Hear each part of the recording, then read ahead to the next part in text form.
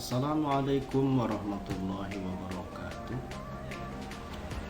Anakku sekalian yang Bapak sayangi, melalui pembelajaran ini marilah kita terlebih dahulu membaca basmalah. Bismillahirrahmanirrahim. Selanjutnya marilah kita berdoa bersama-sama sebelum memulai belajar, mengharapkan bimbingan dan rahmat dari Allah Subhanahu wa taala. A'udzu billahi minasyaitonir rajim. Bismillahirrahmanirrahim. Raditu billahi rabba wa bil islami dina wa bi Muhammadin nabiyyan wa rasulah. Rabbi zidni ilma nafi'a warzuqni fahma wasi'a birahmatika ya arhamar rahim. Ya Allah, ya Tuhan kami, karuniakanlah kepada kami rezeki berupa ilmu yang bermanfaat, dan karuniakanlah kepada kami rezeki berupa kefahaman yang dalam. Dengan menyebut nama-Mu, wahai Zat yang Maha Pemurah lagi Maha Penyayang. Anakku sekalian yang Bapak sayangi, untuk membiasakan diri kita menjalani hidup kita sehari-hari, baik di rumah maupun di sekolahan, marilah kita membiasakan untuk mengawali kegiatan-kegiatan positif kita untuk sama-sama membaca Ummul Kitab, yaitu suratul Fatihah. A'udzu billahi minasyaitonir rajim. Bismillahirrahmanirrahim. Alhamdulillahi rabbil alamin. Ar-Rahmanir Rahim. Maliki yaumiddin. Iyyaka na'budu wa iyyaka nasta'in. Ihdinas siratal mustaqim, siratal ladzina an'amta 'alaihim ghairil maghdubi 'alaihim waladdallin. Amin. Sadaqallahul azim wa sadaqallahu wa'adil amin wa nahnu ala dzalika minasyahidin. Anakku sekalian yang dirahmati Allah Subhanahu wa taala, materi pokok pembelajaran kita hari ini adalah tentang Rasulullah idolaku, yaitu kisah teladan Nabi Daud alaihi salam. Sebelum memasuki materi pembelajaran kita, terlebih dahulu Bapak ingin menyampaikan, Bapak ingin melakukan review untuk pembelajaran kita yang lalu, yaitu tentang KD 3.10, memahami hikmah puasa Ramadan yang dapat membentuk akhlak mulia. Kemudian KD 4.10 pada ranah keterampilan menunjukkan sikap, menunjukkan hikmah puasa Ramadan yang dapat membentuk akhlak mulia. Anakku sekalian yang Bapak sayangi, sebagaimana kita ketahui dan kita sering dan kita pahami bahwa puasa Ramadan itu adalah kewajiban bagi orang-orang yang beriman. Puasa Ramadan selama 1 bulan penuh bagi seorang muslim yang sudah dewasa, sudah baligh, tidak ada uzur yang dibenarkan oleh syariat, maka wajib melaksanakan puasa Ramadan selama 1 bulan penuh.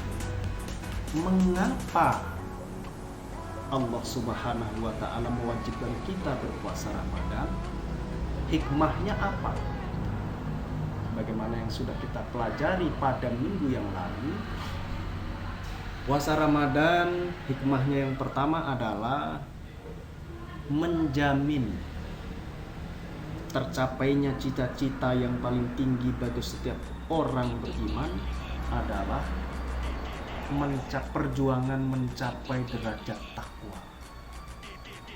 Tarbiyah diri untuk berjuang mencapai derajat takwa.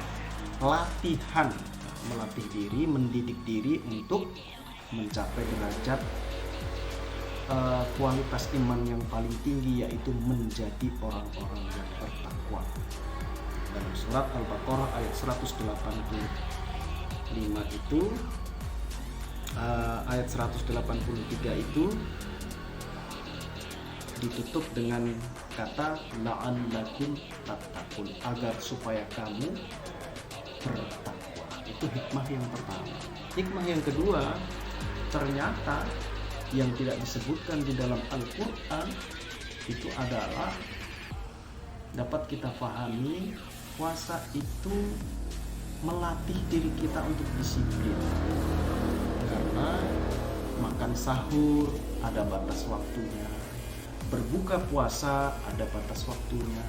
Jika lo meleset dari batas waktu yang sudah ditentukan, maka puasanya tidak sah. Kecuali kalau meleset dari waktu, tidak tepat waktunya, itu tidak ada unsur sengaja karena ketidaktahuan, sah, itu tidak masalah. Kemudian hikmah yang berikutnya adalah mendidik manusia, kita orang-orang yang beriman, untuk peduli kepada sesama manusia, khususnya kepada fakir miskin, kaum duafa, anak yatim piatu. Manakala kita dikaruniai rezeki yang lebih. Yang ketiga, memupuk rasa kesetiakawanan sosial. Yang keempat adalah hikmahnya mendidik orang-orang yang berpuasa untuk terus meningkatkan amal ibadah kepada Allah Subhanahu wa Ta'ala. Itu diantaranya beberapa hikmah. Sedikit saja hikmah, masih banyak hikmah yang lain, tapi paling tidak itu. Anakku sekalian yang Bapak sayangi, baik, selanjutnya kita masuk materi kita pada hari ini adalah tentang kisah teladan Nabi Daud alaihi salam. Sebelumnya Bapak ingin menyampaikan kompetensi dasar yang akan kita capai dalam pembelajaran kali ini, yaitu KD 3.12, memahami kisah keteladanan Nabi Daud alaihi salam. Yang kedua, KD 4.12, menceritakan kisah keteladanan Nabi Daud alaihi salam. Nah, dari kedua KD tersebut Bapak merumuskan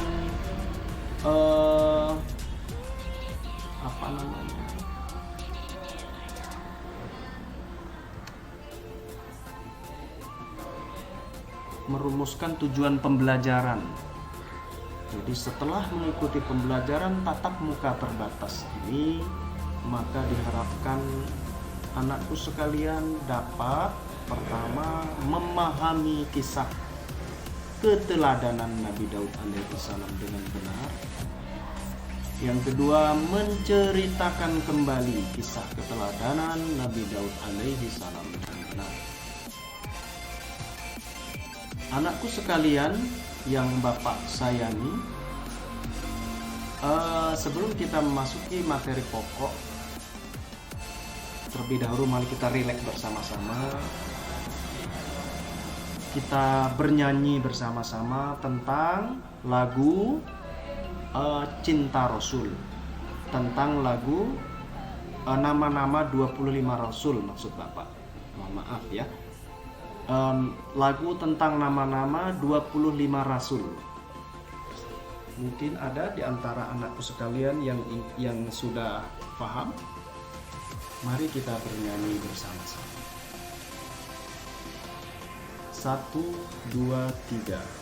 Adam, Idris, Nuh, Hud, Saleh, Ibrahim, Lut, Ismail, Ishak, Yaqub, Yusuf, Ayub, Syuaib, Musa, Harun, Zulkifli, Dawud, Sulaiman, Ilyasa, Yunus, Zakaria, Yahya, Isa, wal akhiru khatimul anbiya Muhammad al-Mustafa.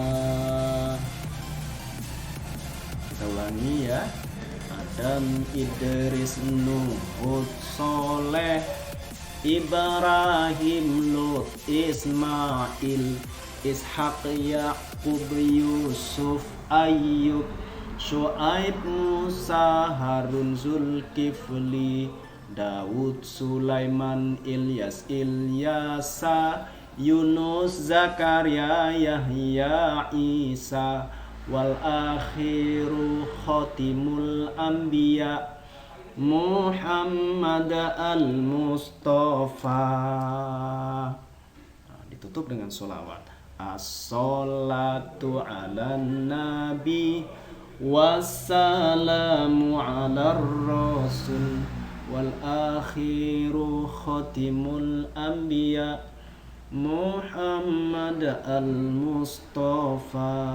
Nah, silahkan anakku sekalian, dihafalkan lagu ini, dijadikan lagu di saat santai, sedang menyendiri, kita baca sholawat, kemudian kita lantunkan lagu ini untuk mengingat bahwa beriman kepada Nabi dan Rasul adalah salah satu rukun iman yang harus kita imani. Mudah-mudahan kita semuanya dirahmati oleh Allah Subhanahu wa taala, mendapat syafaat dari Nabi besar Muhammad sallallahu alaihi wasallam pada hari kiamat nanti. Amin ya rabbal alamin. Anakku sekalian yang Bapak sayangi, mengapa pada judul tadi ditulis Rasul Allah idolaku, baru di bawahnya kisah teladan Nabi Daud alaihi salam? Karena memang itu mengingatkan kita diingatkan bahwa dalam hidup dan kehidupan ini kita harus menjadikan teladan itu. Yang pertama adalah Nabi dan Rasul, Rasul Allah. Khususnya buat kita seorang muslim adalah menteladani Nabi Muhammad SAW, sekaligus juga menteladani para nabi dan rasul yang lainnya. Nah, ini ditegaskan oleh Allah. Kenapa harus seperti itu? Sebagaimana firman-Nya dalam Quran surat Al-Ahzab ayat 21 yang berbunyi, A'udzu billahi minasyaitonir rajim. Bismillahirrahmanirrahim.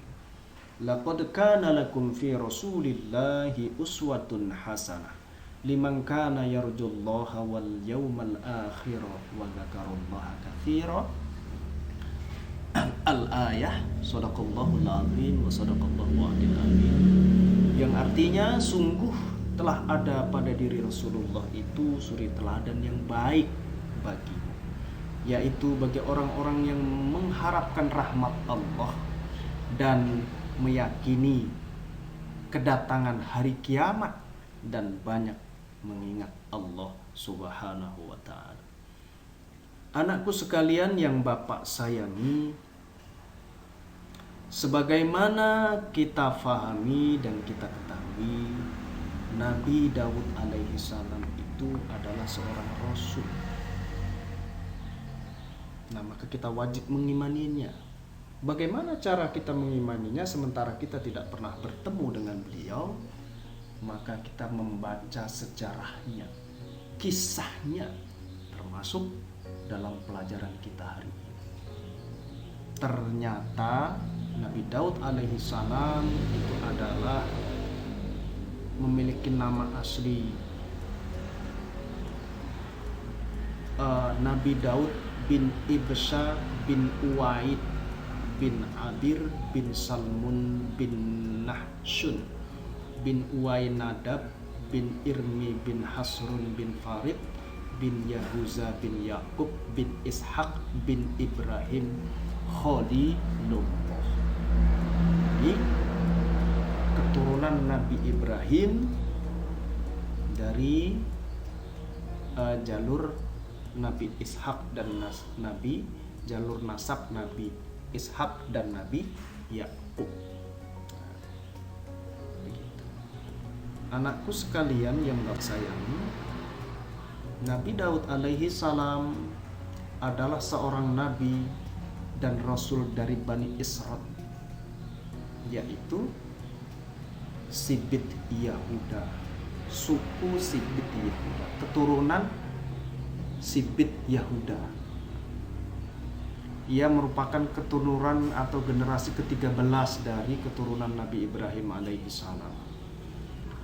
Nabi Daud alaihi salam hidup pada masa di mana ada dua raja yang berkuasa secara bersamaan pada kerajaan yang berdekatan. Dan tentunya seringkali terjadi perselisihan. Mengapa terjadi perselisihan?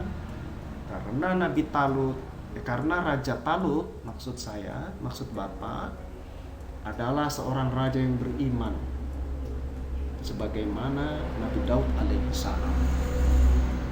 Sementara Raja Jalut adalah raja yang kafir, raja yang menyembah berhala.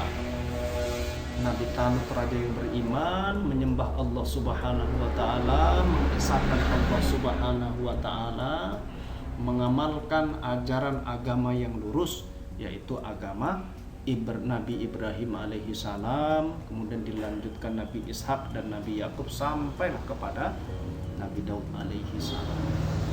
Nabi Talut termasuk raja yang mengikuti ajaran-ajaran Nabi Ibrahim alaihi salam, yaitu agama yang lurus yang mengesahkan Allah. Sementara Nabi Jalut adalah raja yang kafir, raja yang zolim, raja yang kejam. Oleh karena itu selalu bertentangan dengan kerajaan Raja Talut. Anakku sekalian yang dirahmati Allah Subhanahu wa taala, pernah suatu ketika Nabi Daud alaihi salam memimpin perang tentara Raja Talut. Nabi Daud alaihissalam memimpin perang tentara Raja Talut, karena memang Nabi Daud alaihissalam adalah salah satu panglima perang Raja Talut, prajurit kepercayaan Raja Talut yang sangat berharga, yang sangat berbakat dalam berbagai hal, dalam berbagai ilmu pengetahuan, dalam berbagai peperangan, pertempuran. Karena itu dipercaya oleh Raja Talut sebagai panglima dan memimpin perang. Dan ternyata perang yang dihadapi oleh Nabi Daud alaihissalam beserta pasukannya dari kerajaan Raja Talut ini tadi melawan tentara pasukan Raja Jalut, dimenangkan secara telak, dimenangkan secara mutlak oleh tentara yang dipimpin oleh Nabi Daud alaihissalam. Bahkan Nabi Daud alaihissalam berhasil mengalahkan Raja Jalut alaihissalam hingga tewas. Akhirnya pasukan Raja Jalut kocar kacir, banyak yang terbunuh, banyak yang tewas. Tetapi ada juga yang melarikan diri, menyelamatkan diri demi mempertahankan nyawanya. Anakku sekalian yang dirahmati Allah Subhanahu wa taala, singkat cerita, sampailah pada waktunya Raja Talut alaihi salam semakin tua dan akhirnya wafat. Maka karena kelebihan dan kepandaian Nabi Daud alaihi salam, keindahan budi pekerti Nabi Daud alaihi salam, akhlaknya yang mulia, sopan santunnya yang tinggi, terkenal, maka Nabi Daud alaihi salam dipercaya untuk menggantikan Raja Talut, memimpin kerajaan Raja Talut. Maka sejak saat itu Nabi Daud alaihi salam menjadi seorang raja. Kemudian tidak lama setelah itu diangkat oleh Allah Subhanahu wa taala menjadi seorang rasul dengan dikaruniai kitab suci yang mulia sisi Allah, yaitu kitab Zabur. Nah, tentang fakta, tentang kejadian, tentang kenyataan Nabi Zabur alaihi salam diangkat menjadi rasul dan dikaruniai wahyu berupa kitab Zabur itu tadi diabadikan dalam Al-Quran.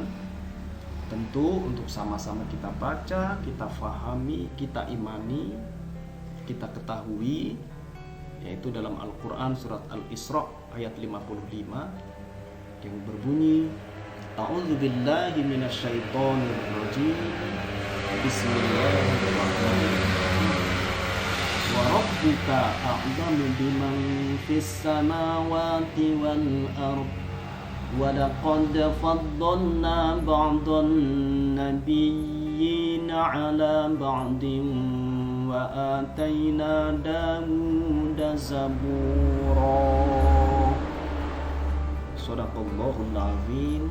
Sadaqallahu wa'adil amin. Artinya, dan Tuhanmu lebih mengetahui siapa yang ada di langit dan siapa yang ada di bumi. Dan sesungguhnya telah kami lebihkan sebagian nabi-nabi itu atas sebagian yang lain. Dan kami berikan kepada Zabur, dan kami berikan Zabur kepada Nabi Daud alaihissalam. Anakku sekalian yang dirahmati Allah Subhanahu wa taala, mengapa Nabi Daud alaihi salam sampai dipercaya oleh kaumnya untuk menggantikan Raja Talut memimpin kerajaan? Ternyata Nabi Daud sebagai seorang nabi dan rasul Allah memiliki banyak kelebihan. Maka wajar jikalau dipercaya menggantikan raja tanpa pemilihan, tanpa persaingan, ditunjuk secara langsung, bahasa kerennya secara aklamasi. Dan semuanya pada waktu itu dalam sejarahnya cuma menunjuk Nabi Daud. Yang pertama, tentu Nabi Daud adalah seorang nabi dan rasul yang diwahyukan kepadanya kitab Zabur. Yang kedua, Nabi Daud memiliki mukjizat, yaitu suara yang sangat merdu, tiada bandingnya pada masa itu hingga saat ini. Bahkan karena sangat merdunya suara Nabi Daud itu, ketika Nabi Daud bertasbih setiap pagi dan senja, setiap hari pada pagi dan senja, gunung-gunung dan binatang-binatang ikut bertasbih bersama Nabi Daud alaihissalam. Subhanallah. Kemudian yang kedua, Nabi Daud alaihissalam memahami bahasa binatang. Mukjizat yang berikutnya memahami bahasa binatang, sebagaimana mukjizat ini yang pernah dimiliki oleh Nabi Sulaiman alaihissalam. Nah, yang selanjutnya mukjizat Nabi Daud alaihissalam adalah dapat melunakkan besi seperti tanah liat dengan tangannya sendiri, tanpa alat bantu apapun, tanpa menggunakan pemanas, tanpa menggunakan mesin. Sehingga beliau terkenal sangat pandai membuat kerajinan-kerajinan dari besi membuat baju besi yang pada masa itu sangat dibutuhkan oleh para tentara untuk peperangan. Kemudian berikutnya Nabi Daud alaihi salam adalah orang yang sangat kuat beribadah, sholat malam, puasa separuh tahun. Nah, kalau ini bukan mukjizat ya, tetapi kelebihannya kepribadian Nabi Daud itu yang pertama kuat beribadah, rutin sholat malam, puasa separuh tahun, artinya maksudnya puasa 1 hari puasa, 1 hari tidak, 1 hari puasa, hari berikutnya berbuka lagi. Begitu terus sepanjang tahun hingga akhir hayatnya. Maka bagi kita kalau ingin meneladani Nabi Daud alaihissalam mengamalkan puasa itu boleh-boleh saja, dan tentu hukumnya adalah sunnah. Kemudian yang perlu kita ketahui juga adalah Nabi Daud alaihissalam menjadi raja itu selama 40 tahun memimpin kerajaan Raja Talut. Memimpin kerajaan Raja Talut setelah Raja Talut wafat. Kemudian kelebihan Nabi Daud alaihissalam adalah memiliki keberanian yang luar biasa dalam berdakwah. Tidak takut kepada siapapun sepanjang dakwahnya. Menegakkan kalimat tauhid, mengisahkan Allah Subhanahu wa taala, meninggalkan sesembahan-sesembahan berhala, maka Nabi Daud tidak pernah takut kepada siapapun. Anakku sekalian yang dirahmati Allah Subhanahu wa taala, demikian pembelajaran kita hari ini tentang materi kisah keteladanan Nabi Daud alaihi salam. Masih ada yang ingat apa saja mukjizat Nabi Daud alaihi salam? Masih ada yang ingat anakku sekalian? Coba sebutkan. 1. Nabi Daud alaihi salam memiliki suara yang merdu. 2. Nabi Daud alaihi salam pandai melunakkan besi tanpa bantuan alat apapun. Pandai membuat baju besi, membuat peralatan-peralatan dari besi, semuanya dengan tangan tanpa bantuan apapun. Maka baju besi buatan Nabi Daud alaihissalam pada masa itu sangat terkenal. Kemudian apalagi mukjizat Nabi Daud alaihissalam? Memahami bahasa binatang. Jadi sama seperti dengan Nabi Sulaiman alaihissalam, beliau mengerti, memahami dan bisa berbicara dengan binatang. Bicara dengan semut, bicara dengan burung, bicara dengan sapi, kambing. Nah, tetapi kita tentu tidak boleh menirunya, berpura-pura tahu padahal kita tidak tahu. Seperti itu. Anakku sekalian yang dirahmati Allah Subhanahu wa taala, demikian ya. Jadi bagaimana cara kita menteladani kisah Nabi Daud alaihi salam? Ada hal-hal yang dapat kita teladani, maksudnya kita amalkan, kita contoh. Itu ada, tetapi ada pula yang tidak. Yang tidak, misalnya mendapat wahyu kitab Zabur. Kita manusia semuanya saat ini tidak ada yang bisa mengikuti jejak itu. Kemudian melunakkan besi dengan tangan kosong, tidak ada yang bisa. Itu tentu adalah karunia yang Allah berikan khusus kepada Nabi Daud alaihissalam. Nah, yang bisa apa? Memiliki suara yang merdu. Bisa kita teladani dengan cara berlatih, latihan bernyanyi, berlatih tarik suara, dan lain sebagainya, dan lain sebagainya. kemudian rajin sholat, rajin zikir, rajin puasa sunnah. Nah, itu yang bisa kita teladani dalam kehidupan sehari-hari.